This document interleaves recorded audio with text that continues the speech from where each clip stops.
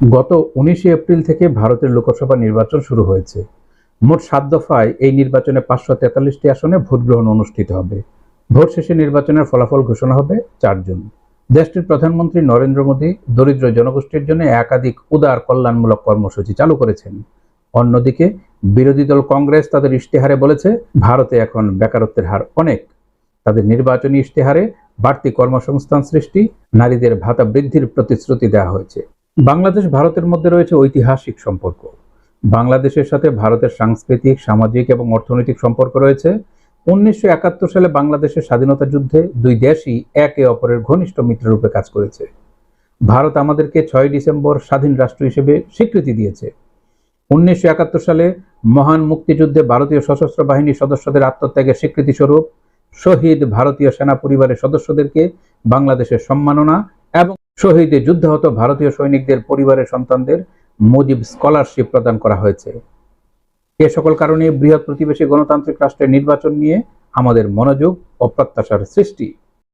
সম্প্রতি যুক্তরাষ্ট্রের পররাষ্ট্র মন্ত্রণালয় মানবাধিকার সংক্রান্ত বার্ষিক প্রতিবেদন প্রকাশ করেছে। প্রতিবেদনটিতে ভারতের মোট 25 ধরনের মানবাধিকার লঙ্ঘনের কথা উল্লেখ করা হয়েছে। শুরুতে উল্লেখ করা হয়েছে কুকি এবং মেইটিদের মধ্যে গত বছর মে মাস থেকে চলতে থাকা সংঘর্ষের বিষয়টি। মণিপুর রাজ্যে সেনাবাহিনী মোতায়েন করে নিয়মিত কারফিউ জারি করে ইন্টারনেট বন্ধ রেখেও সহিংসতা বন্ধ করা যায়নি। আবার দেশের সুপ্রিম কোর্টও সহিংসতা বন্ধের চেষ্টায় সরকারি পদক্ষেপ নিয়ে যে সমালোচনা করেছে সেটাও বলা হয়েছে। প্রতিবেদনটিতে অপহরণ, শারীরিক আঘাত, অত্যাচার, ধর্ষণের যেসব ঘটনা সংবাদ মাধ্যম এবং মানবাধিকার সংগঠনগুলোর কাছ থেকে তারা পেয়েছে সেগুলো উল্লেখ করা হয়েছে। শুধু যুক্তরাষ্ট্রের পররাষ্ট্র মন্ত্রণালয়ই নয়, আন্তর্জাতিক নাগরিক অধিকার সংস্থা ফ্রিডম হাউস বলেছে, বিজেপি সরকারের সমালোচনা করা ব্যক্তিদের, বিশেষ করে সাংবাদিকদের হয়রানি করার ঘটনা বেড়েছে। বিরোধী মতকে অবদমন করতে দেশটির সরকার বিভিন্ন সংস্থা যেমন ইডি, এনআইএ ইত্যাদির মাধ্যমে হয়রানি ও জেল হাজতে প্রেরণ করেছে।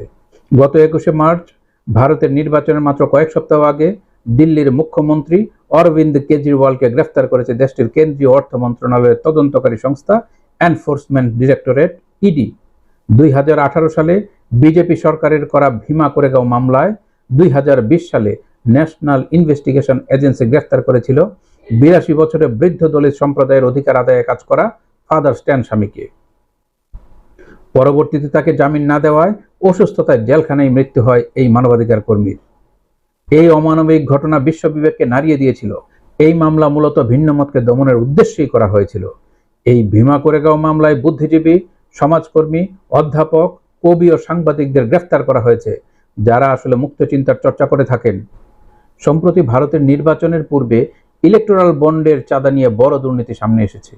বিজেপি সরকারের করা অভিনব এই নিয়ম এরই মধ্যে ভারতের সুপ্রিম কোর্ট অবৈধ ঘোষণা করেছেন। তবে সুপ্রিম কোর্টের নির্দেশনার পর তারা সেটা প্রকাশ করতে বাধ্য হয়েছে।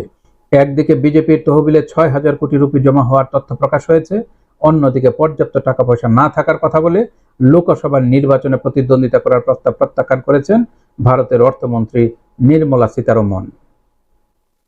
নির্মলা সীতারমণ এর আগে বিজেপি সরকারের প্রতিরক্ষা মন্ত্রী ছিলেন। পরপর 2 মেয়াদে এরকম 2টি গুরুত্বপূর্ণ মন্ত্রণালয়ের দায়িত্বে থাকা একজন মন্ত্রী নির্বাচনের জন্য পর্যাপ্ত অর্থ নেই, এমন তথ্যে মানুষ আশ্চর্য হয়েছে। ভারতের অভ্যন্তরীণ রাজনীতিতে নরেন্দ্র মোদী হিন্দুত্ব নির্ভর জাতীয়তাবাদের উন্মেষ ঘটিয়েছেন। ভারতবর্ষ বহু ধর্ম, বর্ণ ও ভাষার মিশ্রণে এক বিশাল দেশ। এমন বিচিত্র জাতিগোষ্ঠীর সম্মিলন অন্য কোনো দেশে নেই।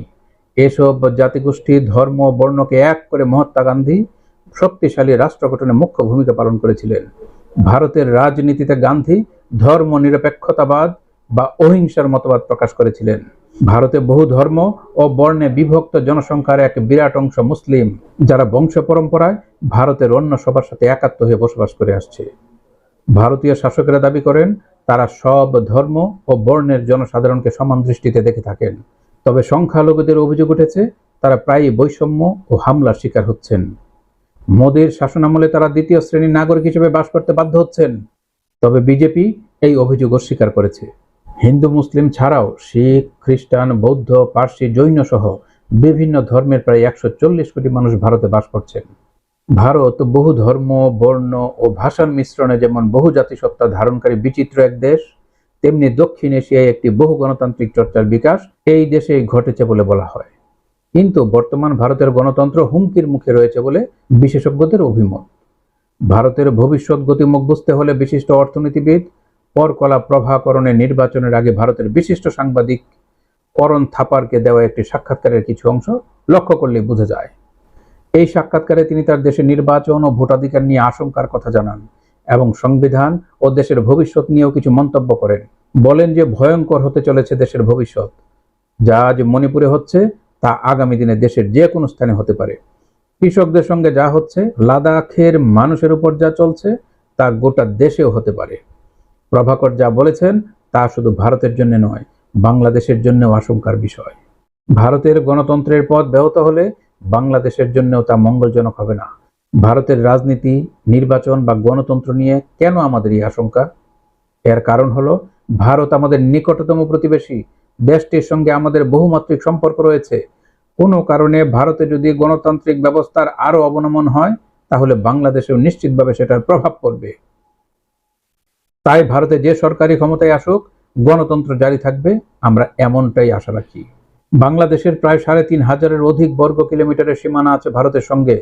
সেই দিক থেকে প্রতিবেশী রাষ্ট্র হিসেবে পণ্য ট্রানজিট সহ রাজনীতিতেও ভারত অধিক গুরুত্বপূর্ণ। লোকসভা নির্বাচনের উত্তাপ স্বভাবতই বাংলাদেশের রাজনীতিতেও পড়েছে। সেক্ষেত্রে রাহুল বা মোদী যে জোটই ক্ষমতা আসুক, সমস্ত আবেগ উত্তাপের ঊর্ধ্বে আমরা চাইব একটি সহযোগিতামূলক সহনশীল মনোভাবের নীতি। বিশেষ করে ফারাক্কা সহ তিস্তা নদীর পানি বন্টন ও আঞ্চলিক অর্থনৈতিক কর্ম পরিকল্পনায় বাংলাদেশ যুক্তিসঙ্গত অধিকারটুকু পেতে চায়, কোনো বঞ্চনা বা অসম নীতি নয়। বাংলাদেশ ভারত সীমান্তে বেসামরিক লোকজনকে গুলি করে হত্যা ও হয়রানি বন্ধ হোক। সংখ্যালঘু সম্প্রদায় ও আদিবাসীদের উপর নিপীড়ন বন্ধ হোক।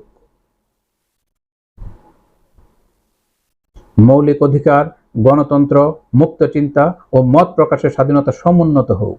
বিগ ব্রাদারের ভূমিকায় নয়, বরং আন্তঃরাষ্ট্রীয় মনোভাবে আঞ্চলিক ও পারস্পরিক সহযোগিতার হাতটুকু সম্প্রসারিত করতে হবে, সেটুকুই প্রত্যাশা করি।